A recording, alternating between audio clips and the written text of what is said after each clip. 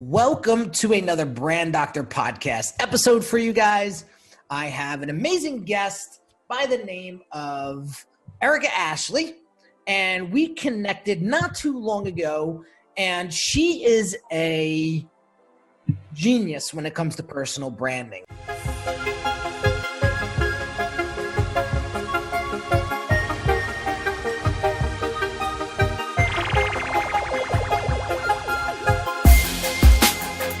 And so without further ado, I want to introduce Erika to the show. What is going on, Erika?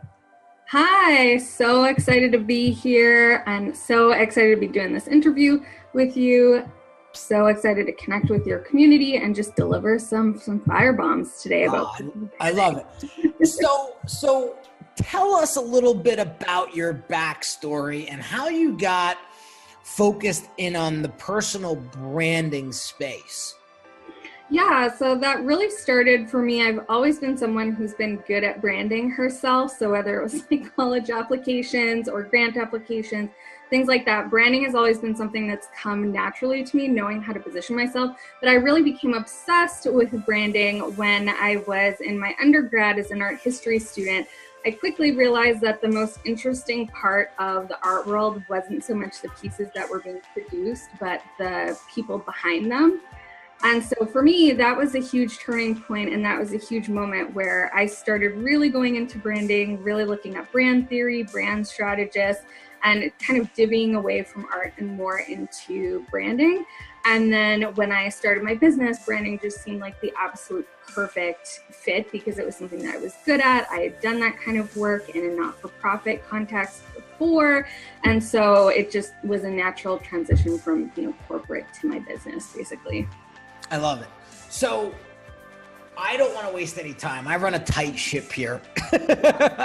So we were talking offline, and we today are going to talk about 3 simple steps that we can do inside of our brands to keep them polished and keep them focused and keep them impactful.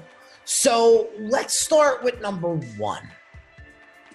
So the first thing that you want to do if you want to have a really impactful brand is leverage the credibility of other brands that are already powerful and already influential. So I work a lot with my clients on PR and on getting media because one of the best ways to prove that you're an expert at something is to be featured in either a TV show or a publication or a radio show or a podcast like this, where you have the opportunity to give commentary, to meet new people, to interact with new people and show these places think I'm legit, these people with established personal brands, therefore I'm legit. That's kind of the logic that follows. So establishing your brand with other high value, other high impact brands is so important. So Erika, real quick, you know who's really, really good at this? Lewis Howes. Lewis Howes has always amazing guests on his podcast and on his shows and stuff. My biggest question, I know my audience probably is going to ask the same thing, but how do you break through and grab the attention of an influencer to hopefully associate yourself and become part of their community? So you definitely want to start with simple engagement. So social media, liking and leaving a thoughtful comment on their stuff. And then you want to kind of move that up to email. So think about it like dating. You don't want to go all in right away on the first date. You never ask someone to marry you, that's a little creepy, but you want to get to that second date level. So then you email them. And my tip is you want to give them something specific that you can do to help them. So let's say that let's say you're a web designer or a web developer and you notice that the images on Lewis Howes' site are loading really slow, which is affecting his page time. Tell him that you'd love to just go into his backend, take a look, and help compress those images so that his site loads faster and people can get to what they want sooner. So when you go in with something like that, it gives you an opportunity to show that you have value, you know what you're doing, and you're doing it by experience, and you're helping out the influencer, which is an amazing bonus because they will remember who helps them. That's awesome. Excellent. So provide value first. Don't try to make out on the first date, and just be genuine about it. I think when you come across as just a helpful soul, I I do that all the time, and it's amazing the opportunity that is created from it. So excellent point. Let's go to number 2. So number 2, you want to make sure that you think about your brand not just as a logo and not just as colors and not just the visual aspects of a brand, although that is obviously important. Your brand is a lot more than that. So it's about your mission statement, your core values. You should have documents in place in your business that determine those kinds of things, because it helps you to make decisions that are then quote unquote on brand. I love it. I love it. Okay, so let's dive into that just a little bit deeper. Okay, so what happens when everyone just focuses in on, I got to get my logo done. Like, I got to get my logo done. How do you talk to that individual to let them understand that it's not just the logo and that there's 7 layers of deepness there that we must go in order to create an impactful logo? Yeah, so the way that I like to think about it, it's like a Christmas present. Imagine how disappointed you would feel if someone gave you a Christmas present and there was all this nice wrapping on the outside, a really amazing bow. It looks so pretty, and then you open the box and there's nothing in the box. When you don't do those other layers underneath, you're giving someone like a really nice looking box, but there's nothing in the box, basically. Yeah, it's substance. Yeah, it's the substance. And your logo should be a representation of who you are and what your company stands for.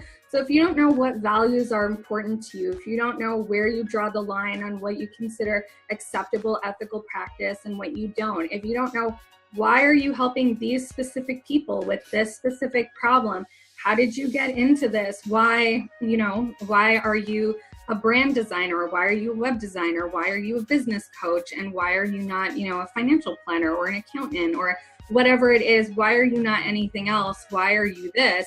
If you don't really get to the core of that, then it's really just packaging. It's really just that empty box. There's nothing there. There's no substance for anyone to grab onto. And that doesn't give them a reason to engage any further with your brand. Yeah, that's so true and so important. The other thing that I want to add to that, I think, is very, very important, is that in 2018, word travels fast, right? Mm-hmm. And if you're not delivering on your promise, people are going to hear about it very quickly. It was funny. I was reading a book recently, and they were talking about how social proof is so important, right? They were talking about, so he wanted to visit this hotel, and he went to the hotel, and it was a beautiful website, and the copy on the site was amazing. And then he went and did some review search. And there was probably like 10 things that the website said, but when he went to the reviews, the exact opposite. They talked about like breathtaking views on our balconies. And then the review was like, my room smelled like mold. It was dirty. The staff was rude, right? And so when you get those disconnects, right, you're like scratching your head, like something doesn't add up here. I should dig deeper. And next thing you know, they're on to their next hotel because clearly something isn't going wrong. Something isn't going right. And then he mentioned something about how on each of these reviews, the manager of the hotel replied and apologized for each one of those reviews and said that he would take it up with the staff and the management, where he said, I don't want to hear a manager apologizing to me. I just want a nice hotel to stay in.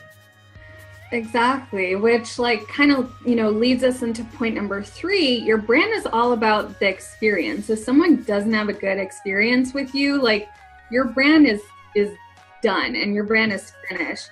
Because I know, I just moved recently. So the first thing that I did was I Googled reviews of a company. And even though it was more expensive for me to hire the company with good reviews, I hired them because multiple people said they were so nice, they were so fast. This was, I've moved like 10 times and this was the best move that I've ever had. So it made it a no-brainer. I didn't care what it cost. I didn't care if it was double anybody else. I just went and I hired them on the spot. So we talk a lot about, premium positioning and premium pricing and all this. So if you know what experience you want to offer your clients and you have a clear idea of when people first find me to the time that they are, finished and invested in their program with me, or they've gotten their finished result, whatever it is, you need to know what that looks like so that you can start troubleshooting and getting out of your own way, because you don't want to be that person who is the manager that's apologizing. You just want stellar, you want a stellar brand experience from day one.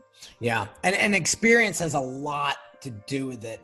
I recently asked on my Instagram account, on a scale from 1 to 10, how easy is it to do business with you? And I got a lot of 7s.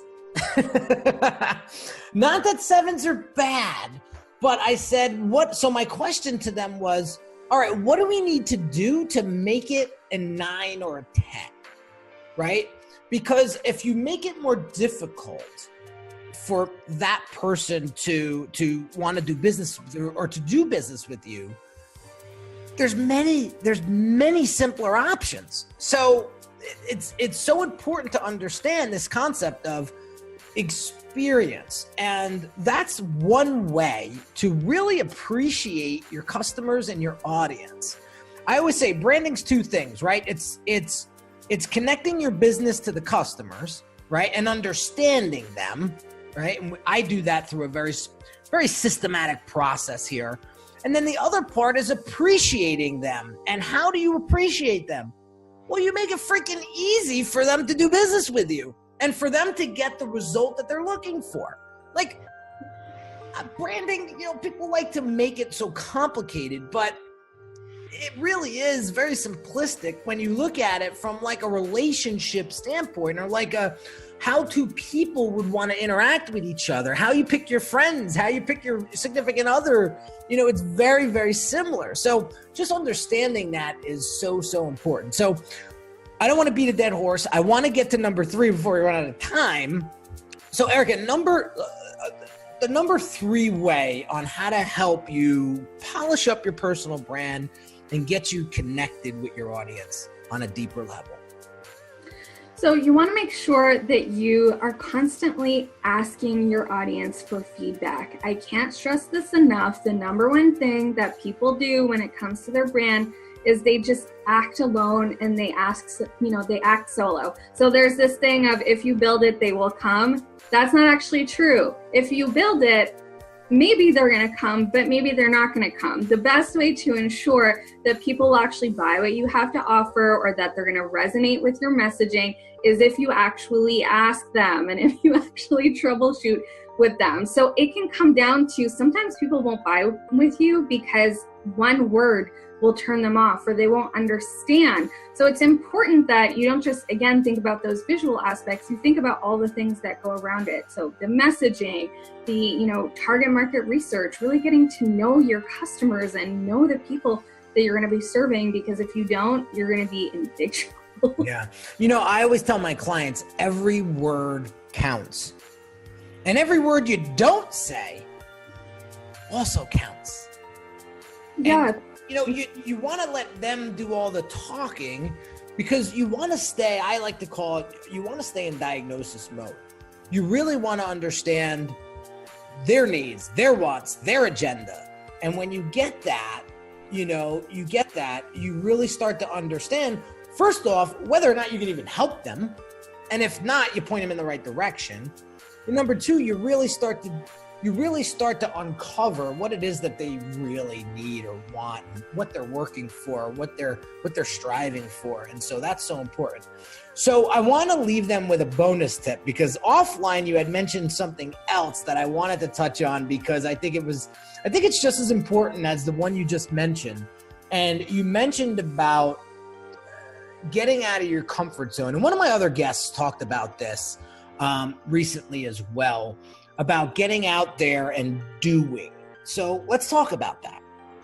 Yeah, so one of the ways that you're going to position yourself as an expert is by doing the things that experts do. And one of the big things that experts do is they get uncomfortable.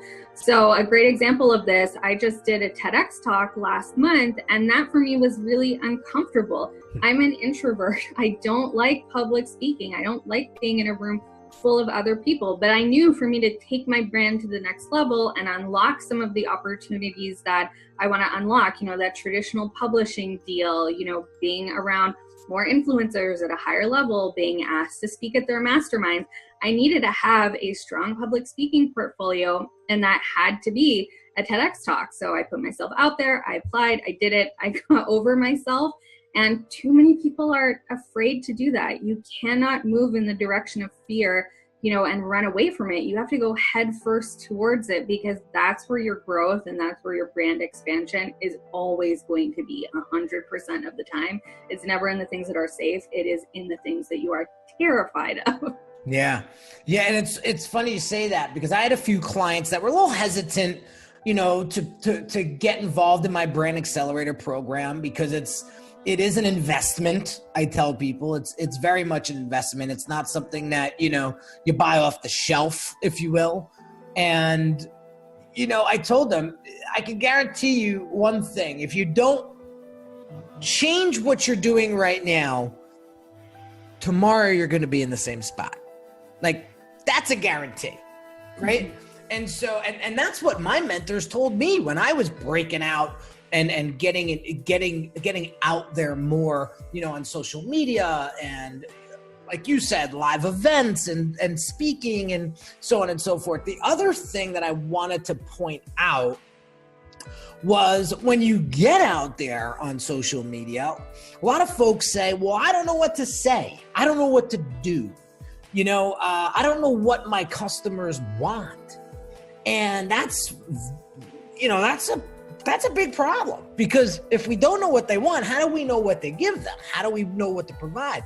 And so I recently started vlogging, and there was a couple of reasons why I wanted to do it. One, I wanted to document my process, right? Two, I wanted to start to build that legacy. Everyone's talking about legacy. Ever since I had my son, 9.5 months ago, I was like, I want content available for when I'm long gone. They can make fun of it. They can laugh at it. They can, they can learn from it, right? And so I started to document my process on a daily basis. So vlogging was very fun. And then number three, I wanted to get into the video editing stuff, right? Because I said to myself, like, video is the next thing. If not, it's already here. And so I need to at least get my feet wet with it, test myself, see if you can do it yourself. And so I started to do quite a bit of editing on my own. Now my team covers the big stuff, obviously, but it was just a personal challenge, and I'm getting great response from people that are continuously watching the vlog. And it just goes to show that I'm human. It goes to show that you make mistakes. It goes to show that you do things right.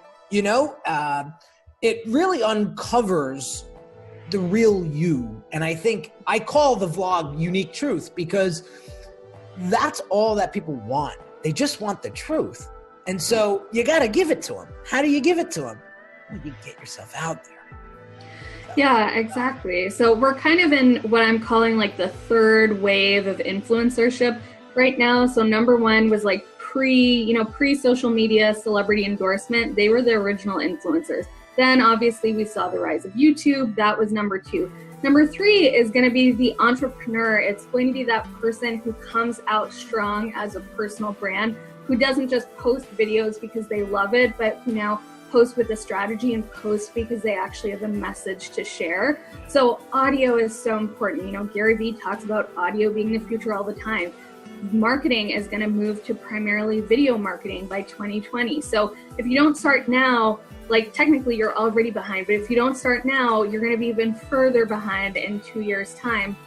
So you really need to know where is business going? Where is marketing going? And how can you reposition your brand to fit into that? Because the third wave of influencers is going to be all of these personal brands that are growing. It's going to be, people like you and me who have established personal brands and who are helping others build their brands, because we know what it takes, and we're going with a message, we're going with an agenda. We're not just, throwing spaghetti at the wall and seeing what works, like that first generation of YouTubers. Now, a YouTuber is an actual job that kids aspire to be, when, when that wasn't the case less than 10 years ago. Now they aspire to that. So personal branding is like more important than it's ever been.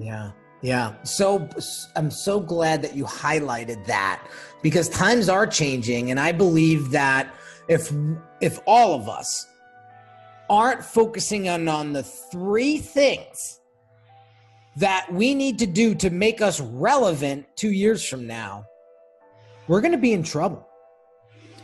Yeah, well, we're also headed into an economic downturn again. So the people who are going to survive are going to be the ones who are positioning themselves correctly now. When you're in an economic downturn, it's too late. You have to start establishing yourself before. And so your brand will just grow and grow and grow the more that you nurture it, the more that you love it, the more that you give people a reason to fall in love with you, the more that people will come back to you, the more they want to buy from you. At the end of the day, it's, do you want to be that product or service that people put on their vision board? Or do you want to get messages like, hey, I'm saving up to work with you because I know that you are like the next product or the next service that I want to invest in? Or do you want to continue to stay in obscurity and have people not know you? Investing in your brand and investing in, the growth of your visibility is what's going to take you to cross that chasm, bridge that gap. Yeah. I'm so happy that we touched upon these points today, because they're so important. Whether you're just starting out or you're a seasoned vet, when it comes to entrepreneurship, you really need to ask yourself, you have to question your motives, and you really need to ask yourself, why am I doing what I'm doing? And what's my differentiating factor? What makes me different? And if it's just,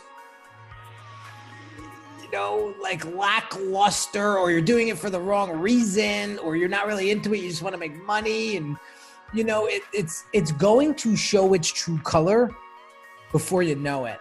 And I was just talking to a client recently about this. The market is very, very sophisticated these days.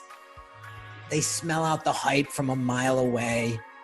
They know if you're the real deal, if you're a hacker or somebody who's a fly-by-night type of guy.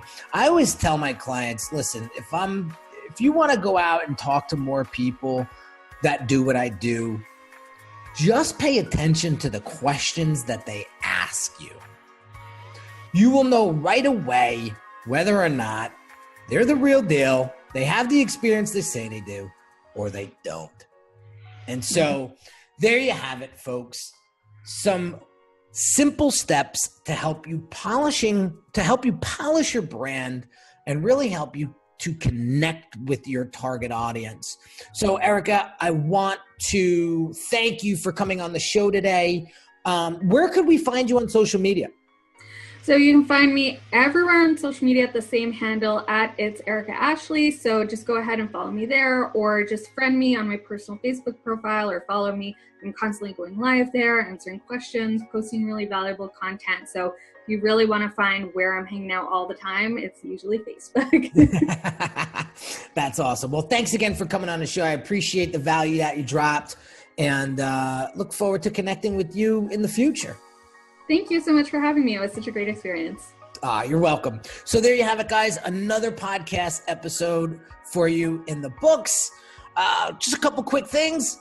If you like this content and you find it valuable, please subscribe to the YouTube channel. Please subscribe to the iTunes podcast channel, and leave a quick little written review or a comment. Those fire me up. And I can't tell or explain to you how high, these comments and this feedback gets me, because it really is the fuel to this show. And it really helps me understand what it is that you guys truly need and want to help you build a better brand, a bigger brand, and help you create that life that you're looking to create with your business. So I invite you to do that, and I thank you in advance for that. I'll continue to bring you the heat every single week on this show and on my YouTube channels, on my social media platforms. We have a guest here. Canella just walked in the door, so I got to go and take him for a walk. So hope you guys enjoyed the show, and I'll see you on the next episode. Take care.